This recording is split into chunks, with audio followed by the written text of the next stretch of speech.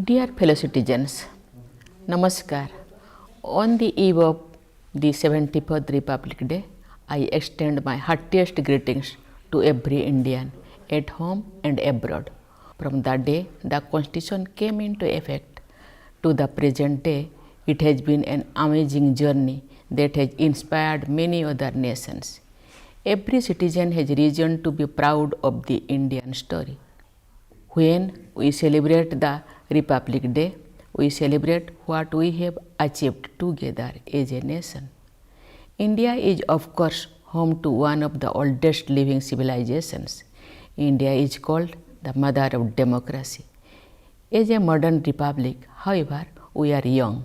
In the early years of independence, we faced countless challenges and adversities. Very high levels of poverty and illiteracy were just two of the many ill effects of the long foreign rule. Yet, the spirit of India was undeterred. With hope and confidence, we began an experiment unique in the history of humankind. Such a vast and diverse multitude of people coming together as one nation remains unprecedented. We did so with a belief that we are after all one, that we are all Indians. We have succeeded as a democratic republic because so many creeds, so many languages have not divided us, they have only united us. That is the essence of India. That essence was at the heart of the Constitution, which has withstood the test of time. The Constitution that started governing the life of the Republic was the outcome of the freedom struggle. The national movement led by Mahatma Gandhi was as much about winning independence as about rediscovering our own ideas. Those decades of struggle and sacrifice helped us win freedom not only from colonial rule but also from the imposed values and narrow worldviews. Revolutionaries and reformers joined hands with visionaries and idealists to help us learn about our age-old values of peace, brotherhood, and equality. Those who shaped the modern Indian mind also welcomed progressive ideas from abroad. Following the Vedic advice, Anubhadraha Krotavayantu Vishwatoh, let noble thoughts come to us from all directions. A long and profound thoughts process culminated in our Constitution. Our founding document is inspired by the humanistic philosophy of the oldest living civilization in the world as well as new ideas that emerged in more recent history. The nation will always remain grateful to Dr. B.R. Ambedkar, who headed the drafting committee of the Constitution and thus had a critical part in giving it the final shape. On this day, we should also remember the role of jurist B.N. Rao, who had prepared the initial draft, and other experts and officers who helped in making of the Constitution. We are proud of the fact that the members of that assembly represented all regions and communities of India and that they included 15 women too.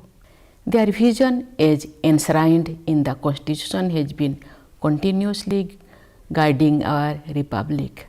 During this period, India has been transformed from a largely poor and illiterate nation into a confident nation marching on the world stage. This would not have been possible but for the collective wisdom of the Constitution makers guiding our path. While Babasaheb Ambedkar and others gave us a map and a moral framework, the task of walking that path remains our responsibility. We have largely remained true to their expectations, and yet we realize that much remains to be done to realize Gandhiji's ideal of Sarvodaya, the upliftment of all. Yet the progress we have made on all fronts is encouraging.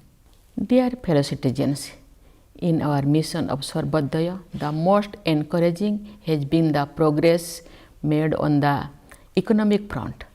Last year, India became the 5th largest economy in the world. It needs to be underlined that this achievement comes against the backdrop of high economic uncertainties around the world. The pandemic has entered the 4th year, affecting economic growth in most parts of the world.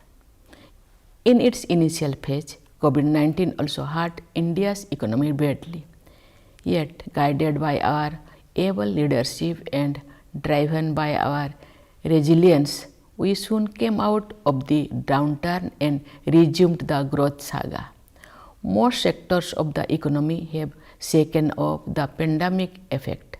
India has been among the fastest growing major economies.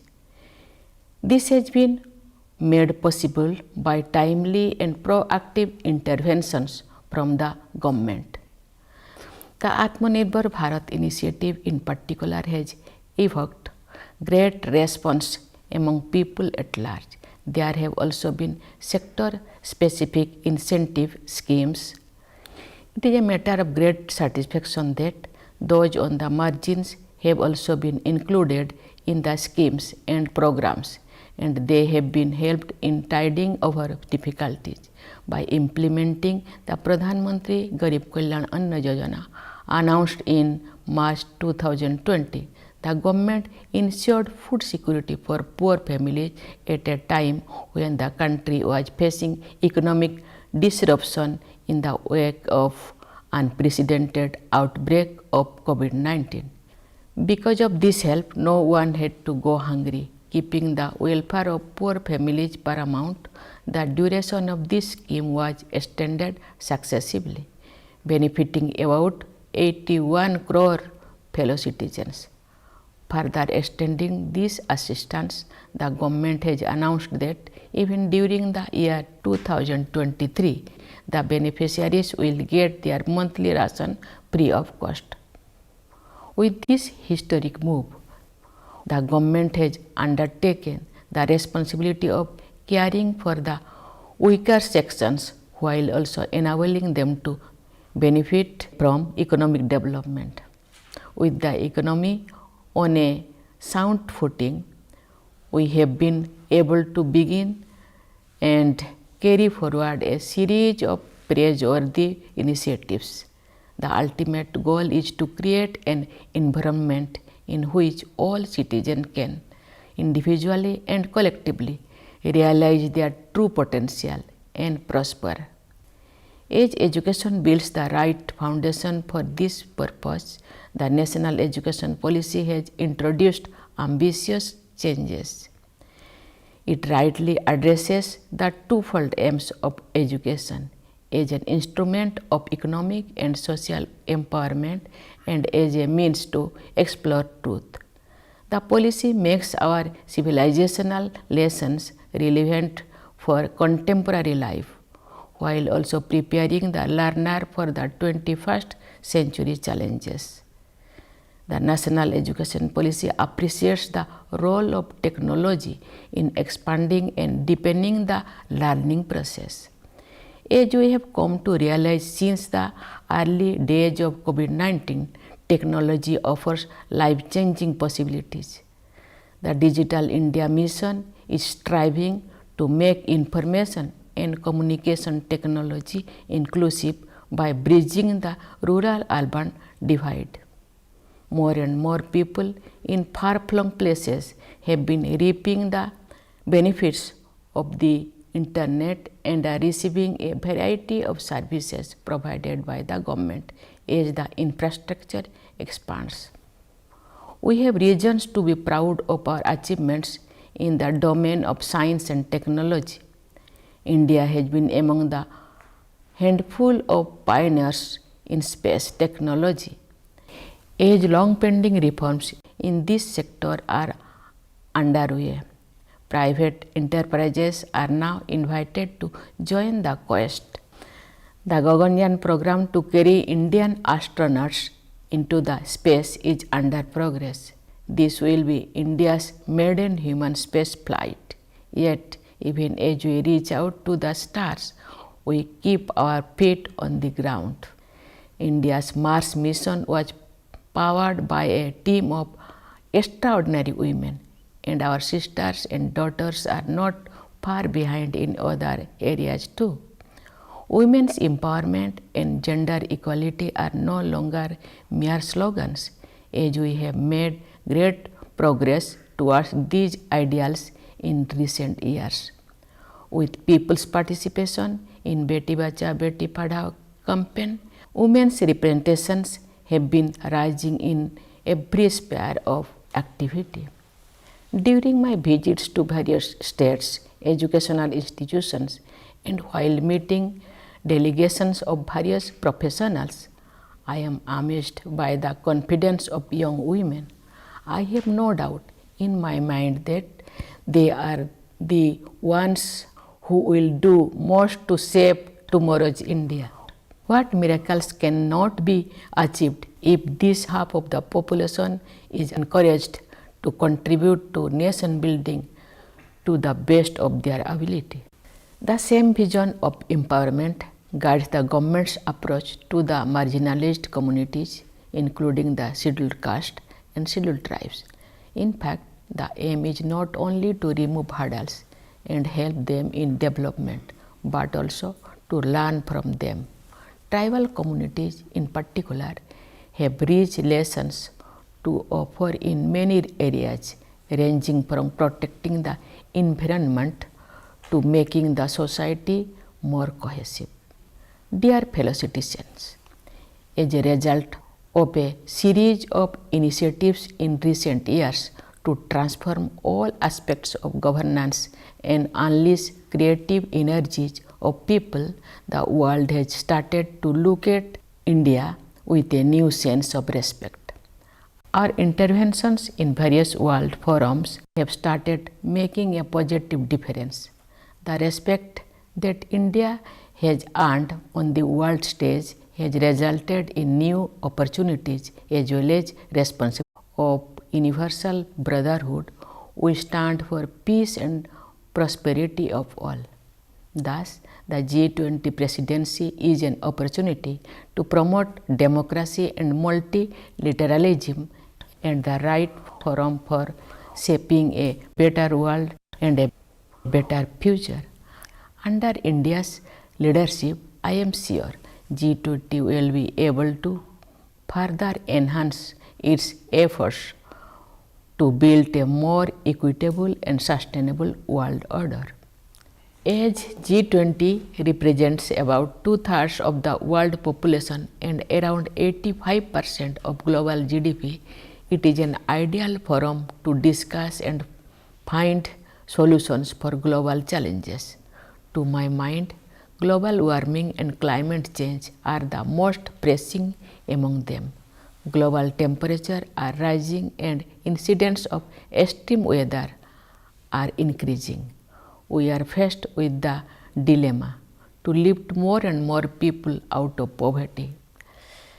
We need economic growth, but that growth also comes from fossil fuel. Unfortunately, the poor bear the brunt of global warming more than others. Developing and popularizing alternative sources of energy is one of the solutions. India has taken a commendable lead in the direction by giving a policy push to solar energy and electric vehicles. At the global level, however, emerging economies need a helping hand from advanced nations in the form of technology transfer and financial support. To maintain the balance between development and environment, we have to look at the ancient traditions with a new perspective. We need to reconsider our basic priorities. The scientific aspects of traditional life values have to be understood. We must once again rekindle that respect for nature and humility before the vast universe. Let me state here that Mahatma Gandhi was a true prophet of our times, as he foresaw the calamities of indiscriminate industrialization and cautioned the world to mend its ways. We need to modify our lifestyle if we want our children to live happily on this fragile planet. One of the changes suggested importance to food. I am happy to note that the United Nations accepted suggestion from India and declared 2023 as the International Year of Millets. Millets were essential ingredients of our diet, and they are making a comeback among sections of society. Coarse grains like millets are eco-friendly as they require less water to grow, and yet they provide high levels of nutrition. If more and more people turn to millets, it will help conserve ecology and also improve health. One more year has gone by for the Republic and another year commences. It has been a time of unprecedented change. With the outbreak of the pandemic, the world had changed within a matter of days. During these 3 years, whenever we have felt that we have finally put the virus behind, it raises its ugly head. However, there is no need to panic because we have learned in this period that our leadership, our scientists and doctors, our administrators and corona warriors will make every possible effort to meet any situation. At the same time, each of us has also learned to not let our guard down and remain alert.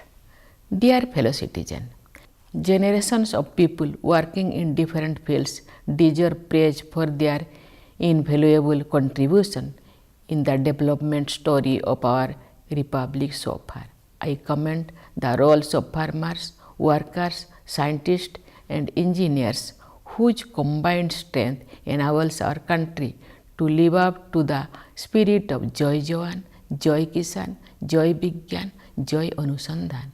I appreciate every citizen who contributes to nation's progress. I also convey my greetings to our diaspora, the great ambassadors of India's culture and civilization. On the occasion of Republic Day, I convey my special appreciation to our Jawans who guard our borders and are ready to make any sacrifice for the country. I also express my appreciation for all the brave soldiers of paramilitary forces and police forces who provide internal security to their fellow citizens. I salute all the brave hearts of our armed forces, paramilitary forces and police forces who laid down their lives in the line of duty.